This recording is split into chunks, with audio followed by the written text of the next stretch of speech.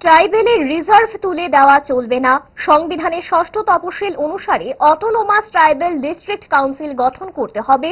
ত্রিপুরার ভাষা ককবরককে রাজ্য ভাষায় স্বীকৃতি দিতে হবে এবং 1960 সালের পর থেকে উপজাতিদের বেআইনি হস্তান্তরিত জমিকে ফেরত দিতে হবে। এই সমস্ত স্লোগান তুলে 1975 সালে 3রা মার্চ তৎকালীন বিলোনিয়া মহকুমার জোলাইবাড়ি তহসিল অফিসের দিকে যাওয়ার সময় পুলিশের গুলিতে ধনঞ্জয় ত্রিপুরার দেহ মাটিতে লুটিয়ে পড়ে এবং আহত হন আরো অনেক জাতি জনজাতি আন্দোলনকারীরা। সোমবার সাবরুম কলাছড়ায় ষষ্ঠ তফসিল সহ উপজাতিদের 4 দফা দাবির আন্দোলনের শহীদ কমরেড ধনঞ্জয় ত্রিপুরার শহীদান দিবসে শহীদ ধনঞ্জয় পার্কে ওনার প্রতিকৃতিতে শ্রদ্ধা জানায় সিপিআইএম রাজ্য সম্পাদক বিরোধী দলনেতা জিতেন্দ্র চৌধুরী সহ অন্যান্যরা। পরবর্তী সময়ে সিপিআইএম রাজ্য সম্পাদক জিতেন্দ্র চৌধুরী সংবাদ মাধ্যমের সামনে আন্দোলনের প্রেক্ষাপট তুলে ধরেন।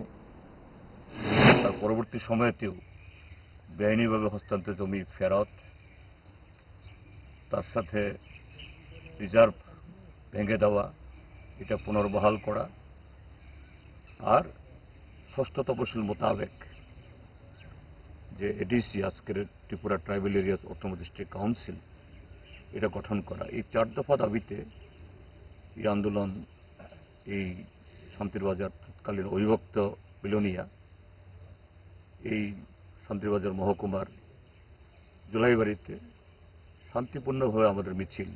এই মিছিলে শুধু ট্রাইবেল না, ট্রাইবেল নন ট্রাইবেল সমস্ত অংশের মানুষ ছিলেন, কিন্তু সুকুমার সেনগুপ্ত সরকারের পুলিশ এই শান্তিপূর্ণ পুলিশের উপরে গুলি চালায়, নির্বিচারে লাঠিপেটা করে।